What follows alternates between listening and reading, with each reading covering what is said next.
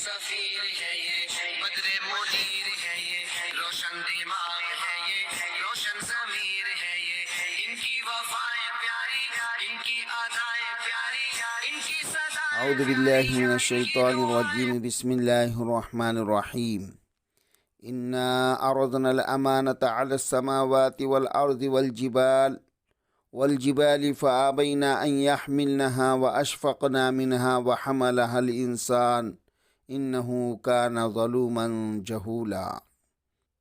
قرآن کیا ہے؟ کتاب انزلناہ الیک، یہ کتاب ہے جسے ہم نے آپ کی طرف نازل کیا۔ کس لیے نازل کیا؟ لِتُخْرِجَ النَّاسَ مِنَ الظُّلُمَاتِ إِلَى النُّورِ، کہ آپ انسانوں کو ظلمتوں سے نکال کر روشنی کی طرف لائیں۔ یعنی قرآن مجید انسانوں کو گمراہی سے نکال کر، اندھیرے میں سے نکال کر روشنی کی طرف لے کر آنے والی کتاب ہے۔ اس کتاب کا پہلا فائدہ کہ یہ اللہ رب العزت نے بھیجی ہے تاکہ اس سے فائدہ اٹھائے۔ پہلا فائدہ کہ جہاں قرآن پڑھا جاتا ہے وہاں رحمتیں برستی رہتی ہے۔ جس گھروں میں پڑھا جاتا ہے وہ آسمان والوں کے نزدیک اس طرح نور جیسے چمکتے ہیں جیسے زمین والوں کے نزدیک آسمان کے اوپر ستارے چمکتے ہیں۔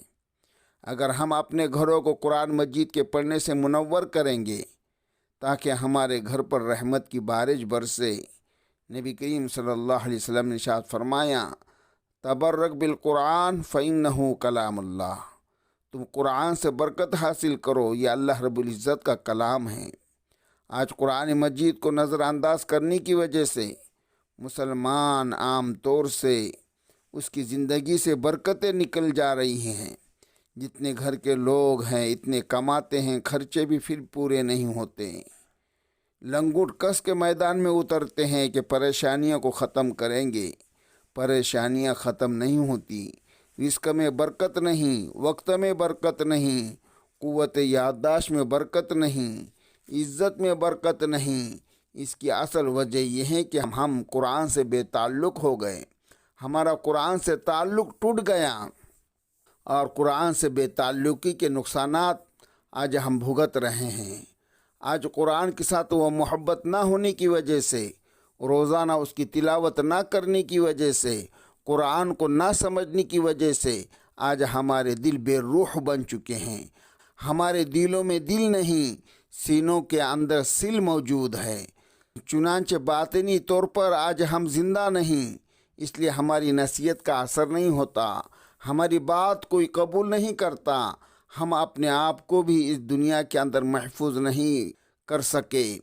یاد رکھیے، جس بندے کی زندگی سے روح نکل جائے وہ تو مردہ ہوتا ہے، میت ہوتا ہے، اسے تو سمیٹا جاتا ہے کہ جلدی سے لے جاؤ، اس کو زمین کے اندر دفن کر دو۔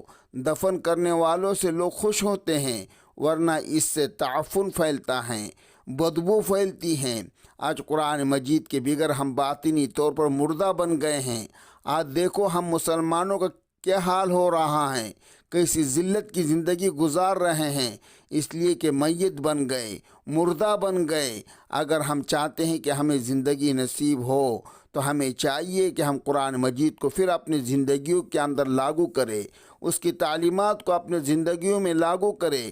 پھر دیکھیے اللہ رب العزت جس طرح قرآن معزز ہے اسی طرح ہمیں بھی عزتوں سے نوازیں گے۔ جب یہ قرآن کو اپنے سینے سے لگا لیتا ہے پھر قرآن کی طرح معزز بن جاتا ہے، جہاں جاتا ہے عزتوں کے دروازے کھول دیے جاتے ہیں۔ وہ زمانے میں معزز تھے مسلمان ہو کر، ہم ہوئے خار تاریک قرآن ہو کر۔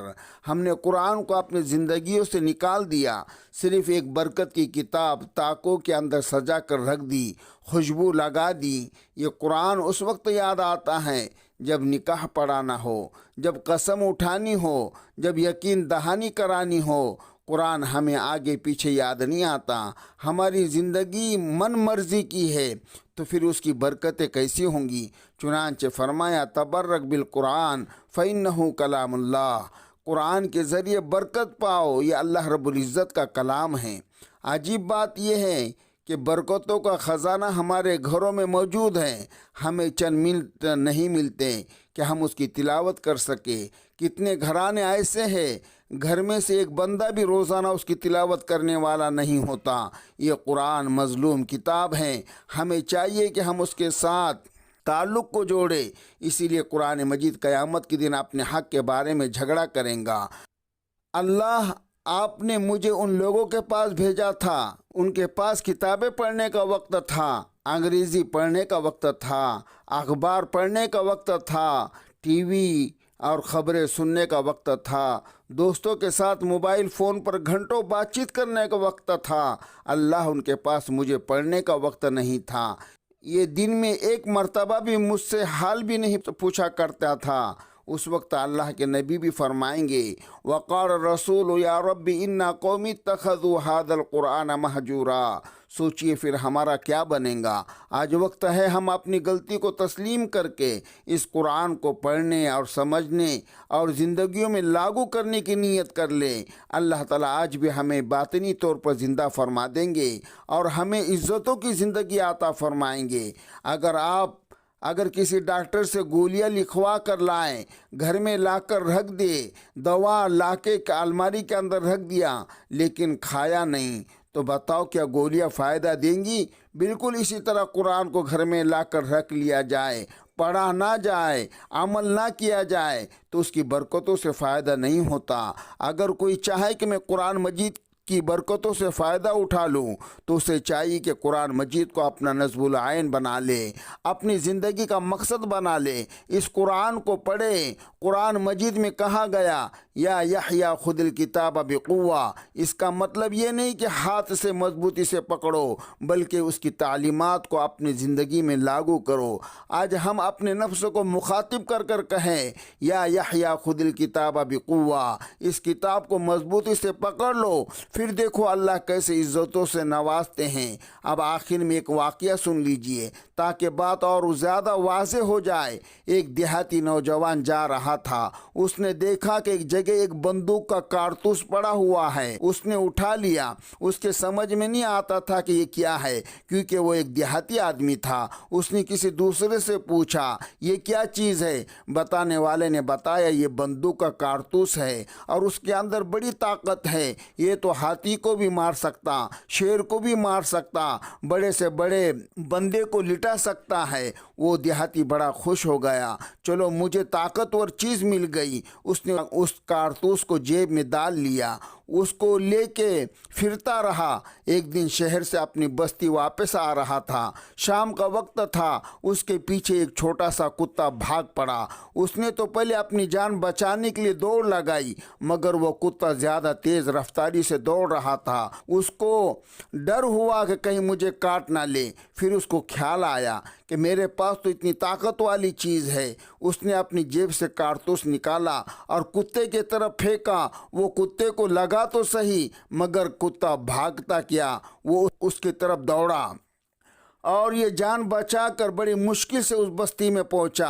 آگے وہی بندہ مل گیا جس نے کہا تھا یہ بہت بڑی طاقتور چیز ہے، ہاتھی کو بھی لٹا دیتی ہے، شیر کو بھی مار دیتی ہے۔ اس نے اپنا پسینہ پوچھا اور اس بندے کو کہا یار آپ نے مجھے بڑا دھوکہ دیا ہے، اس لیے کہ آپ نے تو کہا تھا یہ بہت طاقت والی چیز ہے۔ میں نے کتے کو مارا لیکن کتے کو کچھ بھی اثر نہیں ہوا، الٹا میرے پیچھے کاٹنے کے لیے دوڑ رہا ہے، تو یہ ہاتھی کو کیا لٹائیں گا، یہ شیر کو کیا ماریں گا؟ اس وقت اس بندے نے سمجھایا کہ اللہ کے بندے یہ واقعی طاقت والی چیز ہے لیکن اس کی طاقت ایسی نہیں ظاہر ہوتی، اس کے لیے ایک چیز ہے جس کو بندوق کہتے ہیں۔ اگر یہ کارتوس اس بندوق کے اندر ڈال دیا جائے پھر فائر کیا جائے تب اس کی طاقت ظاہر ہوتی ہے، پھر یہ ہاتھی کو بھی لٹا دیتا ہے، شہر کو بھی مارتا ہے اور بڑے بڑے چیتے کو بھی مار دیتا ہے۔ بالکل یہی مثال ہے، یہ قرآن مجید ایک طاقتور کارتوس کے مانند ہے لیکن اس کی طاقت گھر میں رکھنے سے ظاہر نہیں ہوتی۔ اس کی طاقت تب ظاہر ہوگی جب ہم یہ 4 5 6 فٹ کی جو جسم کی بندوق ہے ہمارا جو جسم ہے ہم اس میں اس کو لاگو کریں، پھر اس کے بعد تہجد کا وقت ہوگا، یہ صاحب قرآن اللہ کے سامنے ہاتھ اٹھائیں گا، قرآن کی طاقت ظاہر ہوں گی۔ گی، اللہ دنیا کے نقشہ بدل کر رکھ دیں گے۔ اللہ تعالی ہمیں قرآن مجید کے ساتھ والہانہ محبت عطا فرمائے۔ ہمارے حضرت رحمۃ اللہ علیہ فرمایا کرتے تھے، تیرے ہاتھ میں ہو قرآن اور تو دنیا میں رہے پریشان، تیرے ہاتھ میں ہو قرآن اور تو دنیا میں رہے ناکام، تیرے ہاتھ میں ہو قرآن اور تو دنیا میں رہے غلام، غلامی نفس کی ہو یا شیطان کی ہو یا کسی انسان کی ہو نہیں۔ ہمیں کہتا ہے یہ قرآن، او میرے ماننے والے مسلمان، تو پڑھ قرآن، تیرا رب کرے گا تیرا اکرام، اقرا وربک الاکرم۔ تو پڑھ قرآن، تیرا رب تیرا کرے گا اکرام، تیرا رب تیرے ظاہر و باطن کو نکھار دے گا اور تیرا رب تجھے عزتوں کی زندگی عطا فرمائیں گا۔ اللہ تعالی ہمیں عزتوں بھری زندگی نصیب فرمائے۔ اب رمضان قریب آ رہا ہے، اس لیے ابھی سے ہم قرآن کی تلاوت کو شروع کرنے کی ہمیں توفیق عطا فرمائے اور قرآن کے مطابق زندگی گزارنے کی توفیق عطا فرمائے۔